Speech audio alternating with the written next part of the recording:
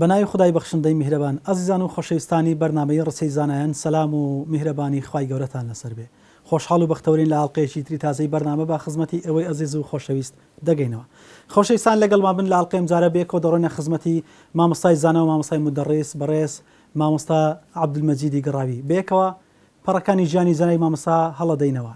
وەک دەستپێک و نێریتی بەرنامە دوایەوە کە سیرەتی مامۆستامان بیست لە خزمەتی مامۆستای میراتگری زانستی و هەم جێنشینی مامۆستا بەڕێز مامۆستا عەبدولحەمیدا دوێنین بەوەی کە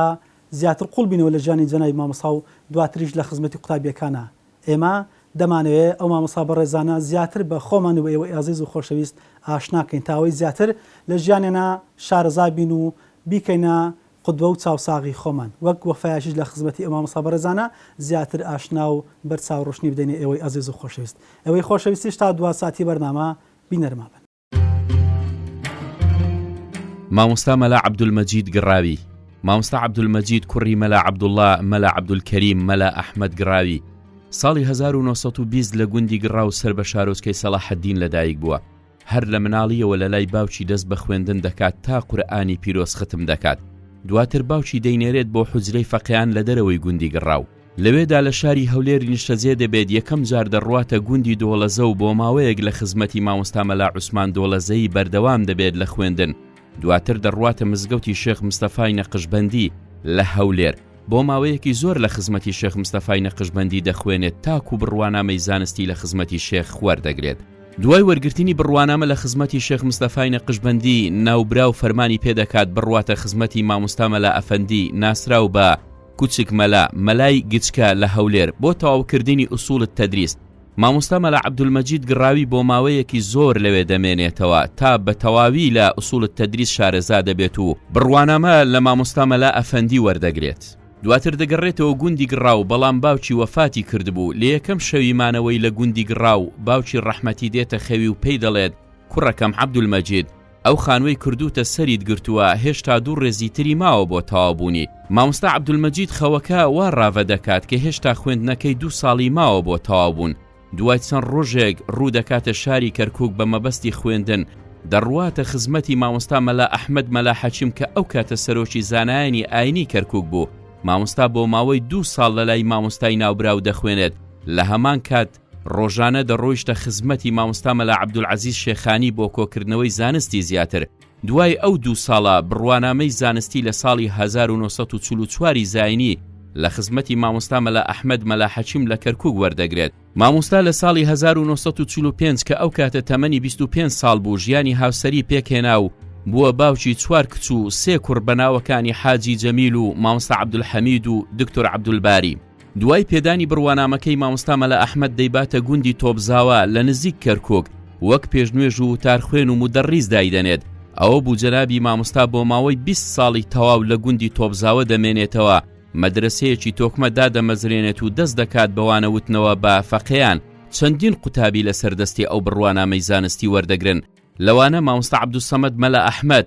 مامۆستا ساڵح گردە سۆری، مامۆستا مەلا عوسمان گڕاوی کە دەکاتە باوکی دکتۆر زریان وزیری پێشووی تەندروستی حکومەتی هەرێم، مامۆستا عەبدوڕەحمان کەلاری، مامۆستا سەید جەلال بەرزنجی. لە پاش وەفاتی مامۆستا مەلا ئەحمەد مەلا حەچیم کوڕەکانی دەڕۆنە تۆپزاوە داوای لێ دەکەن کە بێتە کەرکووک لە مزگەوتەکەی باوکیان بەردەوامی بە خزمەتی مینبەر و میحراب و مەدرسەکە بدات. ئەوە بوو لە ساڵی 1963 تۆپزاوەی جێهێشت و چۆتە کەرکووک تا ساڵی 1968 بەردەوام بوو لە پێگەیاندنی فەقیهان کە قوتابیانێکی زۆر لە خزمەتیا بڕوانامەی زانستیان وەرگرت وەک مامۆستا فەتحوڵڵا ڕۆستەم،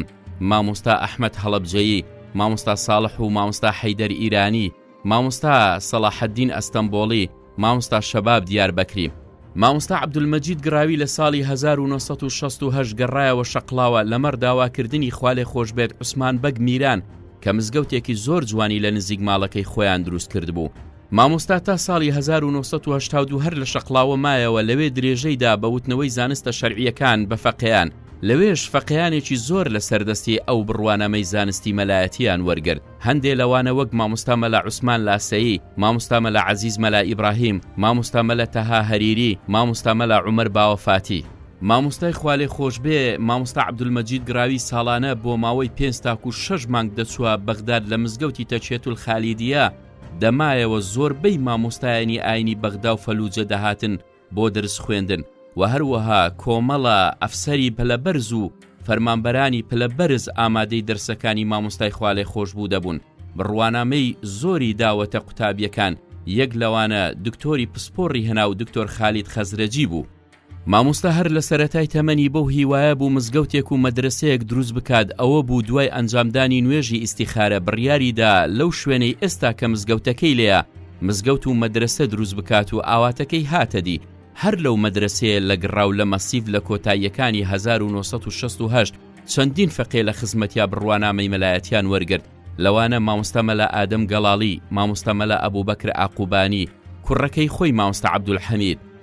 لە شەوی 29 لە سەرسی تەموزی 1994 لە نەخۆشخانەی هەولێری کۆماری بە نەخۆشی دڵ کۆچی دوایی کرد. تەرمەکەی هەر لە نزیک مزگەوتەکەی خۆی بە خاک سپێردرا. دوای وەفاتی مامۆستا مەلا عەلی خەتێ و مامۆستا مەلا نامیق و مامۆستا مەلا محەممەد تاهیر و مامۆستا عەبدولحەمیدی کوڕی بەردەوام بوون لە مەدرسەکەی مامۆستا. شکر تا ئێستاش مەدرسەکەی ئاوەدان و بەردەوامە.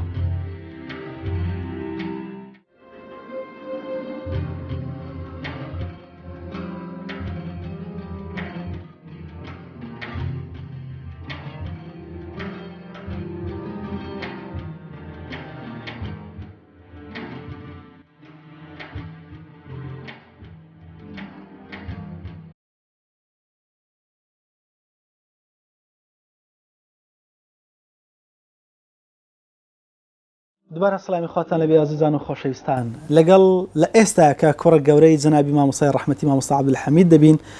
هەمیش لە خزمەتی ئێوە بڕوانامەی زانستی وەرگرتووە. لە هەمان کاتشە لە ئێستاە لە جێی جەنابی مامۆستا دانیشتووە. مامۆستا جان سەلامی خوای گەورە لەسەر بێ. وسلام و ڕەحمەت الله وبەرکاتوه. بەخێر بێن سەرچاو. زۆر سپاس. بۆ زیاتر قوڵبوونەوە لە ژیانی مامۆستای ڕەحمەتیە دەمانەوێت سەرەتا بزانین ئاخۆ جەنابی مامۆستا لە کوێوە دراسەتی کردووە، ئەو مامۆستانێک کە لە خزمەتی خوێندوونە چێ بوون؟ خۆی لە ساڵی ینی 1920 لە گوندی گەڕاو لەدایک بووە.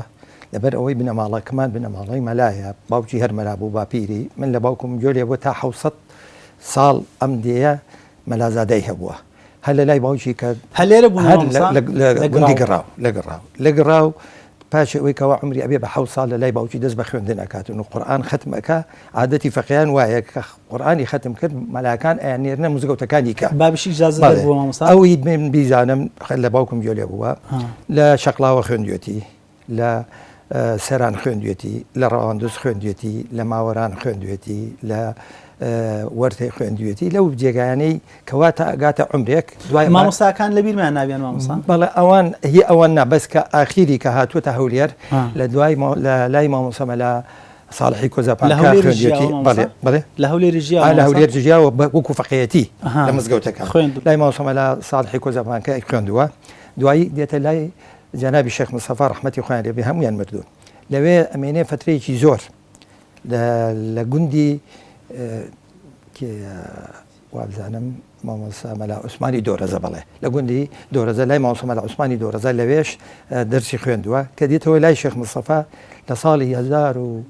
1942 ئیجازەی مەلایەتی لەوێ وەردەگرێت لای شێخ مستەفا. کە لە دوای ئیجازەکە وەردەگرێتن شێخ مستەفا ئەمری پێکات دەڵێ مەلا مەزیێت کوڕم حەز دەکەم بچێ لای مەلا کوچک مەلای پێڵێن وانە مەلافەندی لەوێش ئیجازەیەک وەربگرە ئوسوڵ تەدریس بۆ ماوەیەکی زۆر لەوێ ئەمێنێت تاکو ئەو ئیجازەیەش لەو وەرئەگرێتن. بەڵێ کە ئەو ئیجازەی وەرگرت بوو بە مەلا دەگەڕێتەوە دیەکەی خۆیان گوندی گەڕاو. لەوێ شەو خەو بینێ لە خەویە باوش پێڵێ کوڕم عەبدولمەجید تۆ ئەو خانیە دروست کردووە، دوو ڕیزی ماوە نزمە بۆ بە بڵندینەت کردووە، بۆ سەرەکەیت داگرتووە. ئەویش کە هەڵ ئەسیا تەفسیری خەونەکەی ئەڵێ وەڵڵاهی من دوو ئیجازە وەرگرتووە بێ 2 ساڵی کە بخوێنم لە شەرمان لە هەولێر ناخوێنێ ڕوو لە کەرکووکەکە ئەچێتە کەرکووک پاش ئەو هەموو ئیجازە 2 ئیجازەی وەرگرتووە ئەچێتە کەرکووک. لەوێ مامۆستا مەلا ئەحمەد مەلا حەکیم ڕئیس عولەمایە لە کەرکووک لە لای ئەوە بێ بە دوایی مامۆسایی کە هەن لەوێ لە لای ئەوانیش ئەخوێنێتن. پاش ئەوەی کە ئیجازە 2 ساڵ بەردەوام لە کەرکووکە بێتن. لە مامۆستا مەلا عەزیزی شیلەخانی دەرسی پێ ئەڵێ لەگەڵ مامۆستا مەلا ئەحمەد دوای 2 ساڵەکە ئیجازەی خۆی وەرئەگرێتن، لە ئیجازەیەکی کە لە مامۆستا مەلا ئەحمەد وەردەگرێتن لە کەرکووک. بە سوودفە مەلای گوندی تۆبزاوە کاتە زاواجی کردم ئەمسا بەڵێ نەخێر لێ کردبوو بە سوودفە مەلای گوندی تۆبزاوە هەر نزیک کەرکووکە زۆر تۆبزاوی حوسێن بەیی پێڵێن لەوێ وەفات دەکاتن مامۆستا مەلا ئەحمەد ئەیبان لە گوندی تۆبزاوە دای ئەنێ بە ئیمام و خەتیب و مدەڕس 20 ساڵ لە تۆبزاوە بێ لەو گوندە لە قەبێکی بۆ پاشگری ناوی منە بۆیە زۆرتر عالم بەوە ئەیناسێ مەلا مەجیدی تۆبزاوە نەک مەلا مەجیدی ئەو پاشگری کە لەبەر ئەوە هاتووە بەڵێ ئەوە لەوێ هاتووە 20 ساڵ لەوێ بووە مەدرسێکی زۆر بە ناو بانگی هەبوو لەوێ قوتابیشی هەبوون قوتابی گەلێ زۆری هەبووە یعنی ئەتوانم ئێستا بڵێم هەندێکیان ماون یەکیان لەوان مەلاسەی جەلال لە کەرکووکە مامۆستا مەلا عەبدولسەمەد هەیە ئەو وفاتی کردووە دوای دێنە سەرجانی قوتابیەکانی بەس بەو نمونە مامۆستا ئەو زانستێکە کۆ کرد بۆ دواتر جەنابی مامۆستا هەر بۆ ئیکتیفای کرد یان ئەوە تا هەر لەسەر تەدریس بەردەوام بوو والله هەوڵ لەسەر تەدریس بەردەوام بوو باوکم هەر لەسەر لەوێ کە لە تۆبزاوەش خەلاس بووین مامۆستاکەی خۆی کە مامۆستا مەلا ئەحمەد وفاتی کرد کوڕەکانی کوڕێکی دکتۆری هەبوو لەگەر کوڕێکی مامۆستا هاتن ڕجایان لە باوکم گوتیان تۆ لە جێگای باوکمانی وەرە لە جێگای باوکمان ببە بە ئیمام و خەتیب و مدەرس لە مزگەوتەکە لە 63 تاکو 68 لە مزگەوتەکە تەدریسی کرد و زۆربەی مەلاکانی کەرکووک لە لای ئەو ئیجازیان وەرگرتووە بەڵێ ئەو شوێنە سەکەمەلی دانیشتون ئێستا جێگای ئەوە حجرەی جەنابی مامۆستای ڕەحمەتیە بەڵێ ئەوەی کە باس کردەوە ئەو بالیفە ئەوە هەی خۆیەتی بەڵێ خۆیەتی بەس شوراوە و هەروە بە ئەتیزازەوە هەڵم گرتووە ئەنە قوتابەکان لێرە دەست پێ دەگوتن قوتابیەکان لێرە دەست ئەمە مەدرسەشمان هەیە مامۆستای کشمان هەیە لەگەڵ من وەکو ئیدارە باسی زمانی ئەو دەکەین بۆن من ئەو مل بڵێ مامۆستا ئەو هەلێرە دەرسەکانی دەگوت دەرسەکان خۆم من لێرە دانیشم باوکم چۆن لێرە دانیشت و تەڵەبەکان داهاتن دەرسیان دەخوێت منیش بەو شێوازە لێرە دانیشم هەر تەڵەبەکان دەرسی لای مامۆستایچکە لەوێ خلاسەکەن دێنە لای من دەرسیان پێدام لای من خلاسەکەن دەست لای مامۆستایچکە لێرە ئیجازی داوە بەڵێ ئیجازی داوە چەند والله زۆری داوە بەڵێ بەوەز بە قوتابی هەبوون مامۆستا بەڵێ آخر پێشی ئێرە پێشەوە بێتە ئێرە ئەو چووە شەقڵاوە بۆیە لە خەبێکیشیە پێوتن مەلا مەزیدی شەقڵاوە عوسمان بەک کە مزگەوتێکی دروست کرد لە دوای باوکمی نات و ڕجای کرد کە بێ باوکیشم هات تقریبا بزدەبن تقریبا لە 68 تاکو 81 لە شەقڵاو بوو لەوێ ئیجازەی زۆریدا یەک لەوان مامۆستا مەلا عوسمان ئێستا لە شەقڵاوەیە مامۆستا مەلا عەزیز لە شەقڵاوەیە زۆربەی مەلایەکان ئیکش لەوێن بەڵێ ئوسلوبی تەدریسی جەنابی مامۆستا بۆ نمونە ئەوەندە عیلمەی پێ بوو کە بتوانێت هەموو زانستە شەرعیەکان بڵێتەکان من ناتوانم زۆر مەدەح بکەم لەبەرەوەی لە هەرە مەلاکانی باشتر تا من حادیسەیەک یەرمەوە پێشم خۆش نیوای بڵێم کە ئەچووم لێرە ئەچوومەوە باوکم ئەیوت بڕۆ خزمەتی مامۆستا مەلا کەریمی بیارە کە ئەچووم دەستم ماچە کرد ئەیوت باوکت چۆنە ئەموت باوکم ئەڵێ دەست ماچەکەم واللهی دەیان جار ئەیگوت ئەستەغفر الله من پێی ماچەکەم مامۆستا مەلا کەریم ئەوەی بە باوکم وت هاتمەوە بە باوکم وتم بابە شتێکی وایە وتی کوڕم ئەمجارە کە پرسی پێی بڵێ من پێی ئەو ماچەکەم من وا عێلاقەیان وا بین بوو لەبەر ئەم عێلاقەشە عێلاقەیەکی علمی بوو برایەتی بوو عێلاقەیەکی زۆر خۆشە مەلایەکی زۆر بەرز ئەو پەیوەندیان لەسەر ئەساسێک دروست ڕۆژە خزمەتی دراستەتی لە دراستاتی دین بەڵێ فتوە وەرە ئیرا ئەمە ئەویش تەوقیعیکە باوکمیش تەوقیعیکە لە بەغاوە هاتن مەسەلەن نەقلی ئەعضائی بەشەریە بکەن ناردیان فتوا بدەن جائزەیان جائز نییە دوو گواستنەوەی بەشی لە شەکان بۆ سەرەوەی کلیە ئایا نەقل بکرێت تۆ بیدێتە یەکێ بیفرۆشیاننا چون فتوا وەربگرن نیۆنەرێکیان ناتەمان لە زمانی کۆن بوو نوێنەرێکیان نار بۆ لای مامۆستا مەلا کەریمی بیارە ئەویکەشیان بۆ لای باوکم فتوای دەکە نابێتن ئەوش فتوای کە جائز نییە هەردوو فتواکەیان بردەوە مەجلسی وەتانی بەغا داوای کردبوو دیارە قەنەعەتیان بەو دوانە بوو ما بەستم پەیوەندەکەی لەلای ئەو خوێندێتی یان چۆن نەخێر ناخێر هەر پێکەوە دانیشتنیان بووە بەڵێ هاتووشیان بووە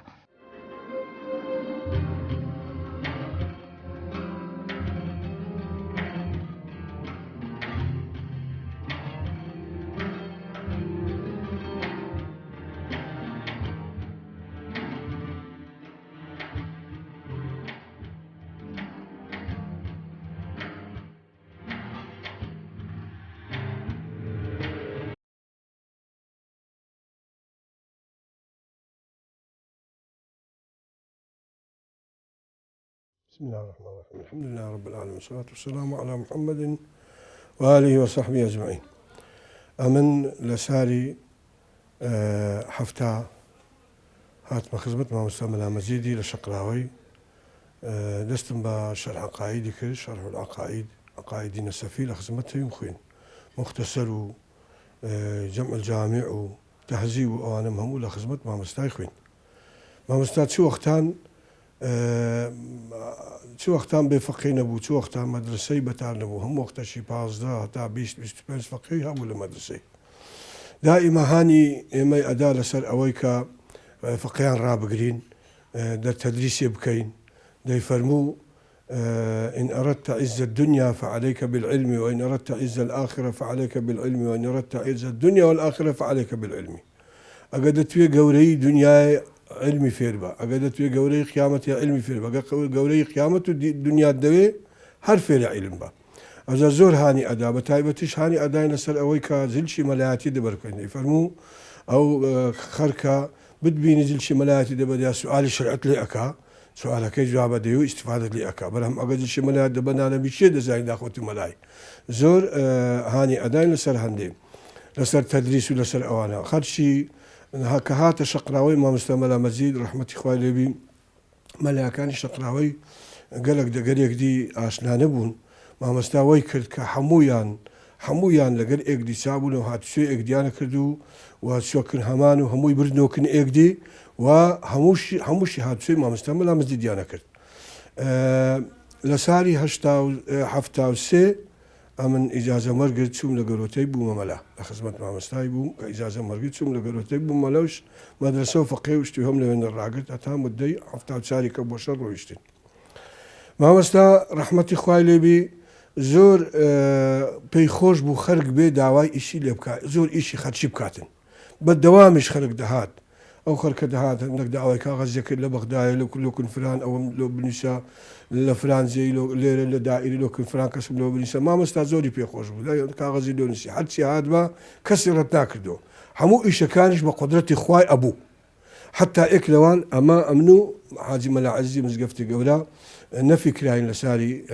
هشتا وهشت لو جنوبي أما لو شامي قزاق بعادي ديواني ولكن نقر سلماني أوش لو بسرعه ما مستعمل بغداد ولا تشي خالدين سوين لخدمته ويسوين خدمت ما مستعمل عبد الكريم مدرس لمسقفة الشيخ عبد القادر الجيلاني ما مستعمل فرمي أو أنقول أنا في كراين لو جنوبي قلت المرج هم عالم ديزاني فرمي أدي ملا مزيد محاولة لنا كذي قلت ما مستا أما تلبي ما مستا ملا مزيدين أجا ما مستا محاولة لنا كشيء حاولة بس دور حولي ده قلت والله ما مستا أو شاهدي لو ده ما اسمه عبد الكريم مدرس قلت والله أما لا مزيدا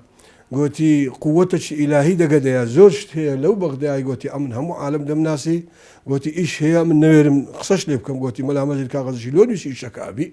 أوش دلالة السروي لسكرامتي ما مستا كوا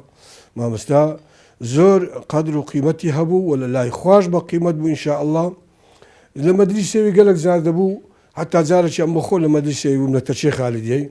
عندك هاتن شي سلفي وعندك شي نوع التصوف وأنا بون ديار ودستيان مقصاك اللي خزمت ما مستوى سؤال إنك دواء ليك عادز بون لسه سلفية سوفيتي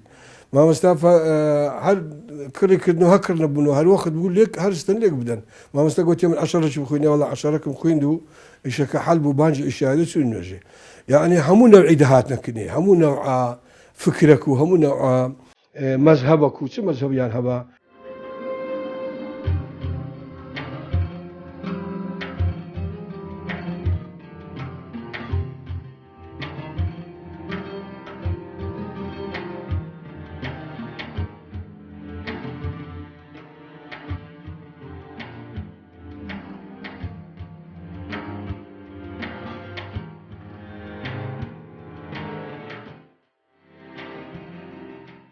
من لساري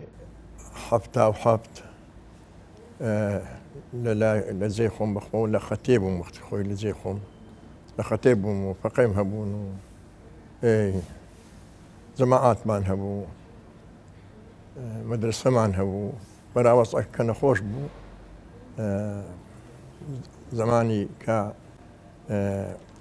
أو خيانتك اللي الجزائري كلا دقل ملتي كرد لو ندريكا حكومتها تو منطقي جيش هاتو منطقي ومش لبروي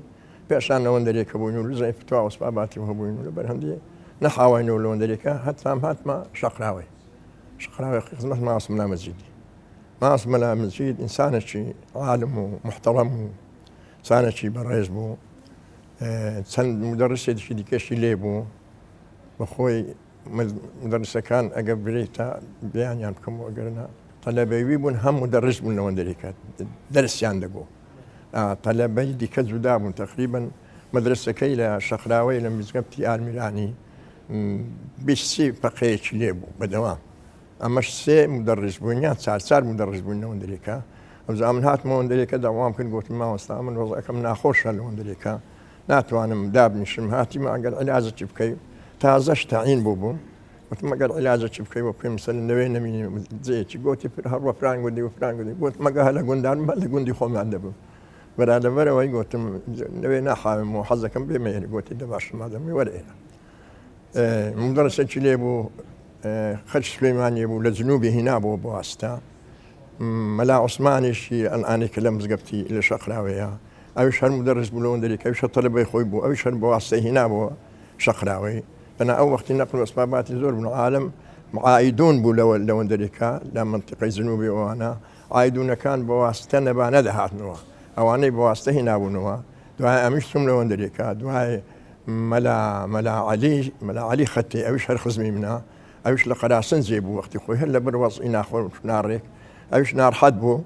ئەویش هاتەوەندەرێکە داوای کرد مامۆستا فەرمووی ئەتوشوەرە تقریبا 7 سال مامۆ نارێت تا 84 ئەم نەوەندەری بووم لە 84 حەولم لە هاتمە ئێرە هەولێ استەوای ماوەستا عیلم عرفانی ماوەستایی بەحسی ناکرێ یعنی ئەوەندی برێ عالم بوو ئەوەندی برێ ئینسانێکی محتەرەم و بەڕێز بوو لە عیلمدا لە دانیشتن و مەجلیس و ئەسباباتی و هەدا دائما مەجلیسی پیاوی گەورەی لێ بوو عالمی لێ بوو مەسەلەن ئەو ئیزل و شەرعی دەهات و ئەوەی هەر دەهات پیاو هەبوو هەر لەو خاتی لیتنەوی دەهاتە خزمەتی حسابی بەڵێ ئینسانێکی کۆمەڵایەتی بوو دادەنیش لە مەجلیسێ مەسەلەن هەموو نەوع دەگەر هەموو نەوع کەسەکی بە گوێرەی وی مەسەلەن دەیتوانی قسەی دەگەر بکات و ڕای بێری دەگەری بەرێ هەموو عیلمەکانی تەدریسی کرد هەموو عیلمەکانی دەگوتن بەرێ وەڵڵاهی پێگەی کۆمەڵایەتی ممچینە لە کوردستانی ممچینە ئەگەر دووسێ کەسی دیکەوە چیوی هەبن نەبوون وەچیوی لەبەرەوەی چونچی زۆر ئینسانێکی ڕووخۆش بوو دەگەر عالەمێ کە دەهات مثلەن کەسێک دەهاتێکنەوی دەگەری دادەنیشت و قسەی لێ دەبرسی و ئەحوالی دەپرسی و هەر بە گوێرەی ئەحوالی ئەو کابرایی هەموو نەو عەجزی دەکرد یعنی کەس نەبوو لەوەندەرێکە لەو پیاوەی عاجز بیتن بە هەموو دەمێ میوانی هەبوو ئینسانێکی سەخی بوو زۆر یعنی دائما میوانی لە خزمەت بوون والله بەصفەتی عالمی هەم بەصفەتی سەخاوەت بەو دوو صفەتانە زۆر مەشهور بوو بەرێ عالمی لەگەر سەخاوەتی بەرێ مەجلیسیشی یعنی ئینسانێکی وەش بوو لەگەر عالمی زۆر جوان ڕێک و پێی قسەی دەکردن یعنی هەموو کەس ناتوانی وەچیوی مەسەلەن هەر کەس بە گوێرەی خۆی مەسەلەن قسەی دەگەر بکات و دەگەری تەعارف بکاتەوە نەوەستان بەێ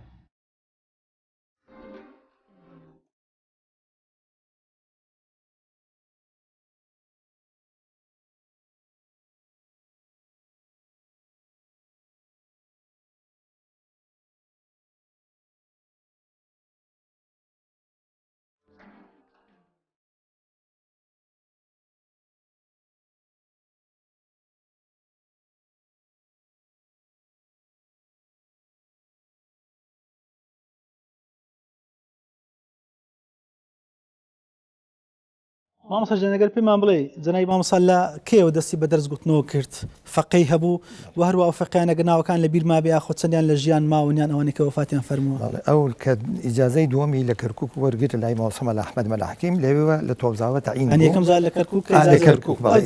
یەکەم جار لە گوتمان لە هەولێر وەریگرت دوای ئەوە چووە کەرکووک ئیجازەیەکی کەشی وەرگرت کە ئەو ئیجازەی وەرگرت لە گوندی تۆبزاوە دامەزرا لەوێ مەدرسەیەکی زۆر گەورەی دانا عەدەدێکی گەلەگەلێک زۆر تەخەرجیان کردووە هەندێکیان ماوە نەدیشان لەوانی کە ماوەیشیان مەلاسەی جەلال ئێستاش لە ژیانە لە کەرکووک ساڵانە فەقێ تەخەرجیان دەکرد من ئەوەی بەفکرم بێت هیچ جارێک لە 15 فەقێ کەمترمان نەبوو لە مەدرسێک ئەوانەی کە ئیجازەیان وەرگرتووە مامۆستا مەلا عەبدولسەمەد ئەمریخای کردووە مامۆستا مەلا عوسمان باوکی دکتۆر زریان کە وەزیری تەندروستی بوو لێرە ئەویش خەڵکی گەڕاوە هات لەوێ ئیجازەی وەرگرتووە مامۆستا مەلا ساڵح هەیە گوندی گەڕاوە ئەوش گوندی گەڕاوی لای کەرکک ناوەی ئەم لاتر ینی ئەوانێک کە دەست پێ گوتن لە شار و شارستکان دیش دەهاتن لە شار و شارەکان دەهاتن هە لەوەیە خەوتن نووسنیان لەوێ بووە خواردنی خزمەتی جنای مامۆستا لەوێ بوون بەڵێ لە دوای ئەوەی کە هاتی مەصرفی قوتابیانە مەصرف قوتابیانە هەر عیدی گوندەکە بوو بەڵام لە کەرکک کە هاتە کەرکک پاشی مامۆسای مرد لەوێش هەر لە کەرکک ئیجازەیەکی زۆریدا ئێساش مامۆساکانی کەرکک ماون کە ئیجازیان لای باوکم وەرگرتووە لە دوای ئەوەی کە هاتی شەقڵاوە لە شەقڵاوەش لێ ماڵی مزگەوتی عوسمان بەگ لێ بوو ئێستا مامۆساکانی کە ماون مامۆسا مەلا عوسمانە و مامۆسا مەلا عەزیزە دووسێ مامۆسای کە هەنەوە هەندێکیان ئەمری خۆیان کردووە بەڕێستان لە ساڵی چەند با بڵێن ئیجازەتان لە ژێردەستی ئەو وەرگرت من بەخۆم بە ساڵی کۆچی دوایی کە هی باوکم 94 بوو من لە 94 ئیجازەی دایە من ئەو زانیارێک کە ئەمە هەمان بێ لەسەر جەنابتانە زانستی جەنابتانە شتێکی وای کەمترنێ لە جەنابی مامۆستا ڕەحمەتیە بەڵام لەبەرچی تەوسەی مامۆستا ئەوە بوو کە بەڕێستان خودبە نەخوێنەوە تەنها تەدریسکەن ئەو بەم گوت عەبدولحەمید کوڕم وەرە ئێرە من حەز ئەەکەم مەدرسەکەم بۆ ڕابگری مەدرسەش بە مەلا ڕائگیرێتن ئەگەر ببی بە خەتیب پێت ئەڵێن خەتیب و هیچ علمێکیکە فێر نابی ئەمما ئەگەر تەدریس بکەی و ئیدارەی مەدرسە دەسابێ ئەو وەختە ئاگداری ئەو علمانە هەمووی قسەی ئەوم کرد ینی مەبەستی مامۆستا ئەو بکە بەڕێستان زیاتر بەوانەکە بەڵێ تا بۆی فەقێسە زۆر فەقێک گەڵی فەقێنی پێ دوایە جەنابی مامۆستا لەبەر ئەوەی بکە ئەوە بەرەکەت داتر و نەفعی زیاتر لەوەی کە خودت هەموو کەسێک ئەتوانێ بە خەتیب بەس بۆ عالمی ئەگەر بەبێ علم ناتوانانی خەتیب دەتوانین لە هەر جێگایەک چەند عبارەتێک نەقلکەی ببی بە خەتیب تا چەند توانیتە بۆ من تۆسی جەنابی مامۆستا جێبەجێکەی واللهی من ئەوەی بتوانم قسوورم نەکردوات توانم بەڵام لە نەوەت بەسەرەوە بەسیەتی ئەو هەموو جێبەجێکرد ئەوی دەکرێت بڵێن مامۆستا بەڕاستی کەسێکە خاوەن میراتە الحەمدلله ئینشاءالله الحەمدلله خوای گەورە فایدار من دڵخۆشم بەوەی کەوە ئێرەم اختیار کردووە خۆت زانی من دەرس و دووسێ کولیەکەم کۆلێجەکانی کە ئێرەم اختیار کردووە مزگەوتەکە ماشەڵڵا ئەوم پێ باشترە و ئەوەش بۆ من شەرەفتە ئینشاءالله میراتگرێکی حەقی ئەوی خوای گەورە فایدارکە شتێکی خۆش لە ژیانی زانای مامۆستا و لەطیفە لەوانی باسکەی مامۆستا والله لەطیفی گەلێک زۆرە من ئێستا بەتەمام کتابێک لەسەر ژیانی باوکم بنووسین زۆر لەطیفەی زۆر هەیە بەسێکی لەوان هەم لەطیفەیە و هەم نەسیحەتە ئینسان چۆن نەسیحەت عالەم کاتە زابطێک هات لێ خۆش پێ ئەمری خوای کرد وتی شێخ ئامری ئێمە ئامر قاعدە زۆر ئینسانی چاکە بەس نوێژ ناکە ڕەمەزانانش بە ڕۆژوو ئەبێ ئەگەر حەزەکەم بدەبم نەسیحەتێک لە بەهوی زوبات لێ بۆمان بکەی بشکەم خواکە نوێژ بکە ئەوش گوتی من ناتوانم بێم بۆ مەعسکەرات ئەگەر ئەو بیهێنی خۆت بیهێنا ڕۆژی جومعە وتی ناتوانم من مەلام بئس العلماء على باب الأمراء ونعم الأمراء على باب العلماء گوتی من خۆم ناکەم بە بئسەبا ئەو ببێ بە نیعمە وای گوت والله کە هاتن پاشی مەغریب هاتن نوێژ شەبانگیدا کابرا نوێژ ناکات دنیاش هاوین بوو لە دەرەوە حەوش دانیشت بووین کابرا هیچ مەجای نەما ئیلا ڕووی لە ئاو دەست کرد بچێتە ئەوێ ئێمەش چوین بۆ نوێژکردن باوکشم عادەتی وا بوو نوێژەکەی کورت بوو ئەو زانی ئەو چۆ ئەوێ نوێژەکەی درێژ کرد زۆری درێژ کرد پاشی نوێژی عیشا پاشی ئەوە بە نایبزابتێک لێ بوو ناوی خالد و دەنگ خۆش وتی خالد اقرأ بعربی والله خوێندی ئەویش درێژی کرد هەتا نەلێ صدق الله العظیم خالی ڕناوەستا ئەویش هێر درێژ کرد ئێمە نەمانەزانی مەوزوع چییە کە خلاص بووین هاتینەوە لەسەر کورسەکان دانیشتین ئەویش لە ئەودەست هاتە دەرەوە ئەو برادەرێک کە هێنابووی بە منی وتوتی باوکت هیچ نەسەحەتی ئەوەی نەکردووە ئەوەی ئێمە ئەڕۆین ئەو لەو کاتە باوکم لەگەڵ ئەو ئامر قاعدە هەندێک قسەی کرد دانیشتین دوای لە باوکم وتی شێخ ئەتو هیچت نەگوت هیچت نەگوتووە وتی نا من سەلم گوێی نازانی چیم پێگوت پێی گوت بە عەرەبیەکەی بەسمەریکە بکردی گوتی توخوا ئەگەر تۆ دەستنوێژت هەڵگرتایە لەسەر ئەو مافورە پاک و پوختەیە لە مواجهەتی رب العالمین ڕاوەستابای باشتر بوویان لەنا ئەو دەست بۆنی ئەو پیساییە بکەی کامەی باشتر بوو وتی شێخی کفینی ئەخەدە دەرس ڕۆژی پاشی نوێژی عەسەر هاتە نوێژ تا ئێساش نوێژەکە و چووەتە حەزب ئینسانێکی زۆر بەدینیشە ماوە لە ژیان ئەوە حکمەتەکەی ئەو پێی ناڵی بۆ نوێژ ناکەی بۆ نوێژ نەکەی هەر بە شتێکی بەسیط ئەوەندەی پێ وتو خەلاص هاتە سەر ڕێوە الحەمدوللیلا شتێکتر هەیە باسکەی مامۆستا والله زۆر هەیە نازانم کامیان بەسکەم یەکیان لەوان زیاتر هادیاغای سەر بە شاخ هات کاکل بۆی باسکردم وتی باوکم سوندی خوارد بوو بە تەلاق نابێ ئەو جوتیارەکانی منطقەی ئێمە دوو لە ڕێەوە بە جۆدرێژ جۆت بکەن ئەوانە هەمویان پەکیان کەوت پاریان نییە وڵاغی باشتر بکڕن وڵا هیچ زانیان کە علاقەیەکە لەگەڵنی باوکم ئەو هەیە چوونە گوندی تێبزاوە باوکمیان هێنا لە تۆبزاوە لەگەڵ ماسۆمە لە عەبدوڵڵای ڕەحیماوە چوونە وێ کە چوون وتی ئاغا وە تۆ چیت کردووە ئەوانت هەمویان منع کردووە ئێوەتی وەڵام مەلا ئێوە ئیشلای ئێوەیە من تەلاقم خواردووە تەلاقەکەم چاکەنەوە بە شتێک ئەوکشم پێوت تۆ واجبە لەسەرت هەر یەکی بارگیرێکی یان هێسرێکی جوانیان هێسرێکی جوانیان بۆ بکڕە بیان دەرێ با جووت بکەن و تەلاقەت ناکەوێت بەکەرنیان کردووە بە هێسر کردیانە ئەو دۆڕابە هەموو ئەوانەی بۆ کڕین و پێی کردنەوە ئەوانیش بوو من بە فەلاحێکی زۆری هەیە ئەگەر ئینسان باس بکە یەک لەوان ئەگەر حەز لێ بۆت باس بکەم ڕۆژی لەسەر بەرەکەت ڕۆژێکیان بەمنی گوت ڕۆژی جمعە بوو وتی عەبدولحەمید کوڕم بڕۆ بە دایکت بڵێ 8 میوانی هەولێریمان هەیە بۆش ئەوت هەولێری چونکە دایکم خەڵکی هەولێر بوو هەتا خواردنێکی باشتر بکە منیش چووم بە دایکم وتم دایە باوکم مەڵێ میوانمان هەیە 16 کردم بە 2 دایکیشم لەبەر ئەو ژیانە دوور و درێژەیە گەڵ باوکم ئەیزانی باوکم بە 16 ئەوە نیە ئەو وای 2 نەفەر خواردنی دروست کرد کە پێشی نوێژ 27 کەس زیادت کرد قەیدی نام دەزانم هەرچی بێ ئیزنی نادا زۆر نانی ئەدا عالم وڵا لە گەیشتینە وەختی نوێژ 27 کەس لە مزگەوت بوون ئەوانە هەمویان غەریب بوون هینان خۆر بوون دەبێ بمێنن لە خۆتبە هاتینە خوار و مام ڕەسوول فەقێ یادی بەخێروی و تەمەنی درێژ بێ ئەوش لەگەر 24 پێشمەرگە لە حاضر بوون باوکم وتی مام ڕەسوول لای ئەمەنان بخۆ وتی بڵێ منیش زۆرم پێ ناخۆش بۆ خواردنەکە بەش ناکاتم بوو بە 53 کەس بە 53 وتی عەبدولحەمید کوڕم بڕۆ خواردن بێنە وتم باوە خواردنەکە کەمە تۆ خۆت ئێمەت فێر کردووە طعام الواحد يكفي الاثنين ئەو حەدیسی پێغەمبەر تۆ حەقی 16 کەس ئێستا من 53 کەسە یەخێر دراوە سەباب دایکم بڵێ من ێ هاوارش لێ بنێ لەگە برد و مەرەگە گوتی نا تۆ بڕۆ بسمیلایەکی لێ بکە بەش دەکات بۆ خوایسی زوێی قورئانی لەسەر بخوێنم بەش ناکاتن بە بسمیلایی بەسەکاتن فعلا من چوم تووڕە بووم گوتم باوە فەقێت هەیە خواردنەکانی هێنا لە دوای ئەوە هاتمەوە ئێوارە لەگەڵ مەغریبا بینم 8 کەس داوە کوتی عەبدولحەمید کوڕم ئەوە 8 میوانەکەیە ئەوەی نیۆڕۆ نەهاتبوون ئێستا هاتوونە کە چوومەوە ماڵ خواگای لای مەنزەڵ پڕ بوو لە هەمووش لە گۆشت و لە مەرەگە و لە برنج و لە هەموو شتێکان ئەو وتی کوڕم تۆ ئیمان لە بەبەرەکەنی ئەو بەرەکە بە بیسمیلایەکە وتم خۆ من تۆ نیم بە بیسمیلایەکەی من بەکەل بێتە زۆری هەیە زۆری شتی یەک لەوانیش فەقەیەکمان هەموو شێت بوو لێرە هەر لە خوێندی شێت بوو ناوی مەلا یاسین ئێستا ماوە ڕۆژێکیان هات لێرەم دانیشت بووم خزمەت باوکم وتی مامە بە باوکم وت مامە وتی مامە من بوومەتە پێغەمبەر شێت بوو باوکشم مداراتیەدا گوتی چۆن تۆ پێغەمبەری وتی لە قورئانە لە یاسین والقورئان الحەکیم ئینەکە لەمینە المرسەلین خۆ ئینەش بە حرفی تەئکیدە معنای من پێغەمبەرم وەروتی یاسین ئەی من پێم نەوتوی ئاخری پێغەمبەرەکان محەممەد المستەفایە وتی وەڵی ڕاستەکەی مامە ئێقەی ناکە ئەوە بەس من ئەمەوێ لە قیامەت لە جەنەتە بم بە پێغەمبەر لەوێ ئەبم بە پێغەمبەریان نا وتم باوکم ئەوم جوابی ئەم شێتە چۆن بداتەوە من خۆم سەر مازانم چی بڵێتە وتی نابی بە پێغەمبەر وتی مامە چۆن نابم بە پێغەمبەر خۆت فێرت کردم وتی چییە وتی خۆت ئەی ناڵێ لە قورئانە لێ ما تشتهی الأنفس وتلذ الأعين من اشتهام لەوێیە ئەبم بە پێغەمبەر منیش سەرم زۆرما وتم باوکم ئێستا ئەم شێتە چۆن قەنەعەتی پێ دێتن بە قسەی باوکم چۆن قەنەعەتی پێ بێنێ وڵای ئەمە من هەر سام ڕاوە سابم تامانی باوکم وتی مەلا یاسین کوڕم خوا ئەو ئیشتیهایەت لە بەهەشت ناداتێ کە ئەو ئیشتیهای نەداتی نابی بە پێغەمبەر قەنەعەتی پێ هێنا یعنی زۆر شتی لەطیفی زۆر بووە خۆشبی دۆری پڕمر بی ئینشاڵڵا مامۆستاجان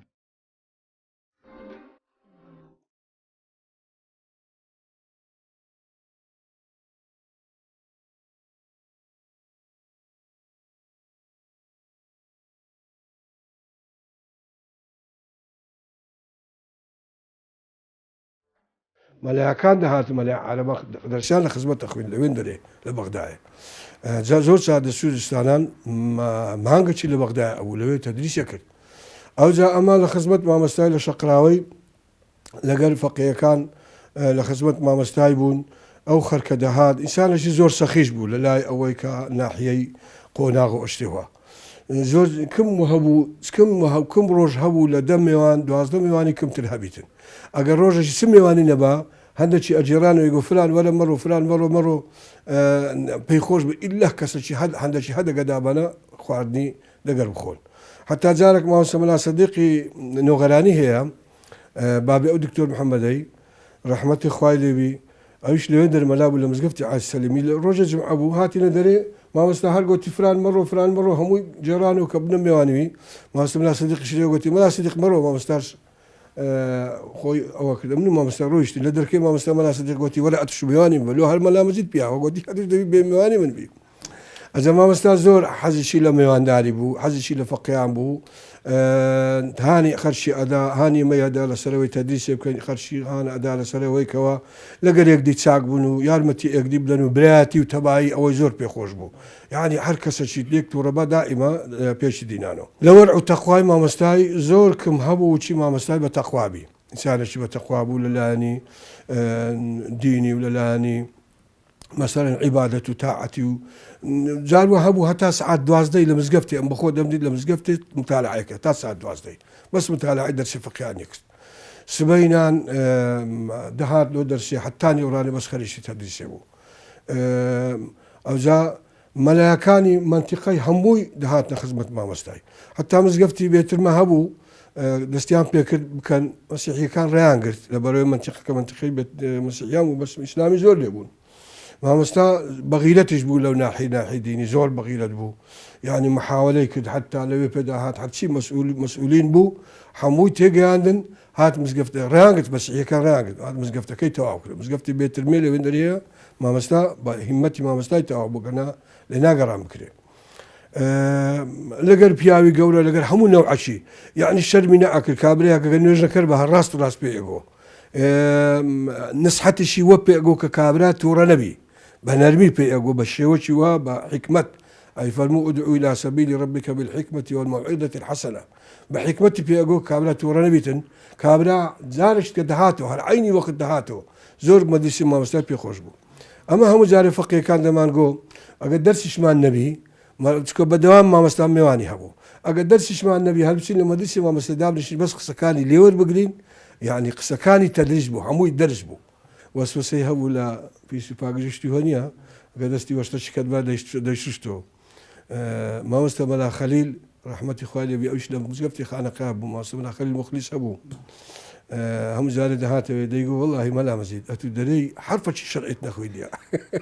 لەبەرەوەی وەسوسەی هەبوو. دیگو شرع هارێ مامۆستای گۆ ناوەڵڵا شرع نارێ بەس ئەمن وەسوسە دەرێمە ئەنگۆوە مەبن دەرێمە خەرچی ئەنگۆوە مەبن دەرێمە فەقیەکان ئەنگۆوە مەبن ئەوە وەسوسەیە لە مامۆستا ئەو سیفەتێ هەبوو.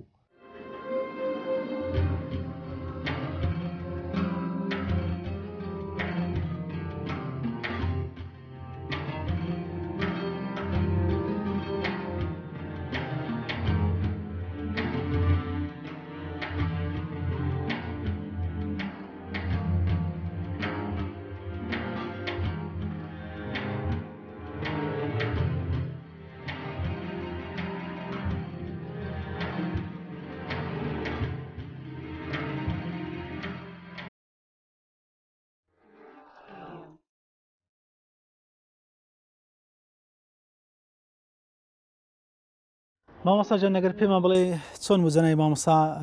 وەسەتی ئەوەی کرد کە لەو گۆڕە تایبەتی خۆی بنێژرێ؟ واللهی کە ئێرەی دروست کرد حەزی لێ بوو بچێتەوە گوندی گەڕاو. شێخەکان لە شێخ کاکە ئەوانە وتیان مامۆستا تۆ بۆ بە تەمای بیستە گوندی گەڕاوت ئێرە لە تەنیشی خۆتا هەر دارێبێن لەوێ فاتحەیەک لەسەر خوێنی چێگاتە گەڕاو لەسەر تەوسەی دۆست و برادرانی بەمنێ گوت تۆ کوڕم کە مردم لێرە بمشارنەوە. بەڵێ ئەدی چۆنە مەسەن گۆڕەکەی چۆن دەڵێ بە دیواری وەنووسان زۆر جار هەموو جارێ من کە ئاهاتمەوە خۆم ئیجازە بووم کە ئاهاتم منی ئەهێنا ئەوت ئەوە جێگای منە و پی بە بندیوار هەر نەمەزانی بندیوار ئاخر ڕۆژەوتم ئەو بندیوارە ئیلحاحی تۆ چییە وتینەوە عالمێک بێ بە دەورەی قبردا بسوڕێتن لە بندیوار بێ کەس ناتوانێت بێ بخێتوانێت فاتحەیەک بخوێنێ. بەڵێ ئەوە بەس تایبەتە بە خۆیان دەبینین گۆرستانی ئەو گۆرستانە قبری تریش لێ والله دیار و تایبەتە بە خۆی لەبەر ئەوەی مەلا بۆ اعتقادی عالم وابێتن لەبەر ئەوە. بەڵێ چۆنە بوون منە مەسەلەن لەوانەیە کەسی تریشان وفاتکە ئیتریشی لێ ینی بەڵێ ئەوان تایبەتە بەس بە خۆتان وەسیەتی ئەوە بوو براکانی هەچەند برا هەیە هەمووی لێرە بشاردێتەوە ئێمەش خۆمان کوڕەکان بەڵێ کوڕەکانی خی گەورە بۆی کاتە جێگای منیش دیارە جێگا دیارە لێ ئینشاڵڵا پڕ نور دەیێ مامۆستا.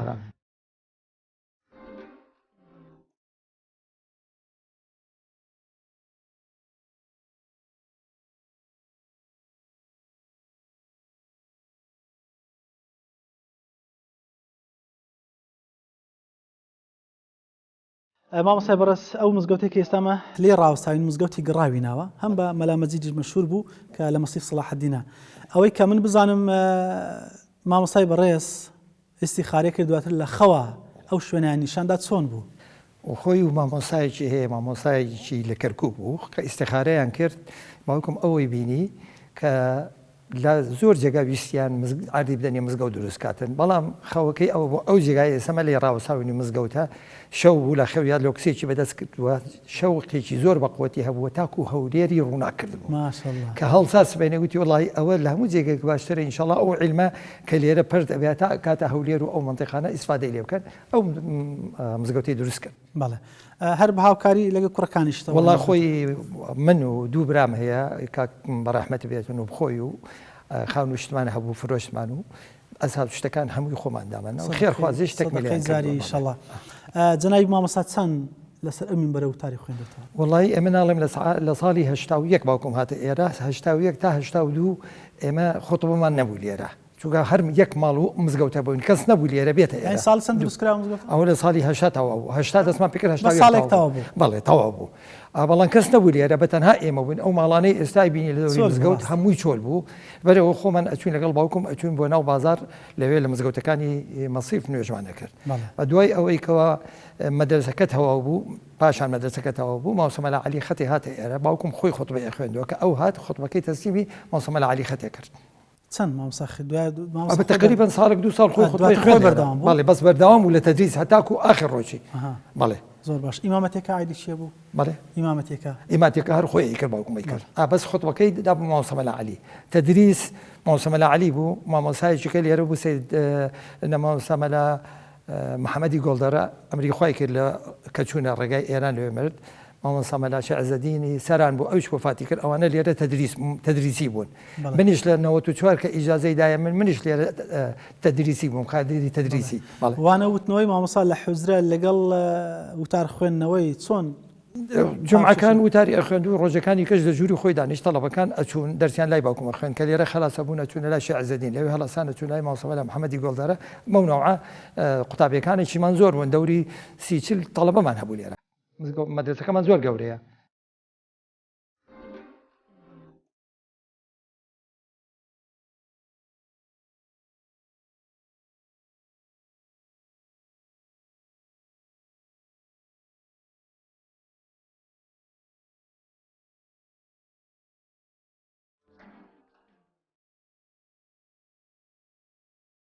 ئێرە مزگەوتەکە تابعی مەدرسە و مزگەوتی مەلامەجیدە ئێرە مەدرسەکەیە طبیعی مامۆسایەکانی لە زمانی باوکم لێرە هەموویان دەرسیان گوتوێتەوە و بەردەوام بوونە باوکشی مەرخۆیشی دەرسی لێرە گوتوێتەوە لە ساڵی 85 دەست بە تەدریس کرا لێرە لەبەر ئەوەی لە 81 دەستیان پێکرد بۆ 85 مەدرسەکە تەواو بوو چەندی مامۆسا لێرە بوون ئەوانیش دەرسیان گوتوێتەوە وەکو شێخ عەزەدین وەکو ماوسەمەلا محەممەدی گۆڵدەرە و وەکی ماوسەمەلا عەلی لە دوای باوکیشم ماوسەمەلا عەلی هەر بەرداوام بوو لێرە خۆشم لەسەر ئەمری باوکم بەرداوام بووم لە تەدریس لێرە لەگەر ماوسەمەلا محەممەد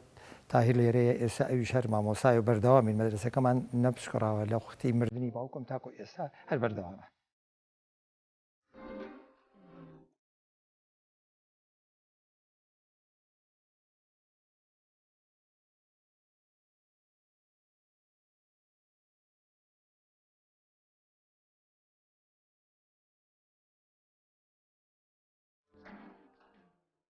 بەڕێزان و خۆشەویستان ئەوەی پێشکەشمانکردن تاوای ئەڵقی ئەمجارەی بەرنامەی ڕچەی زانایان بوو لەسەری هەمیان کە گەرەکمان ناتوانانی بێتمان ڕەزامەندی خوای گەورە بەدەست بێنین و ئێوەی ئەزیز و خۆشەویستیش لەگەڵمانە سوودمەند و کامەران بوون ڕۆحی جەنابی مامۆستا شاد و گۆڕی پڕنور و دەرەجەی عالی تاکو دیدار بە خوای گەورەتان ئەسپێرم. وەسەلامو عەلەیکوم وەڕەحمەتوڵڵاهی وەبەرەکاتوه.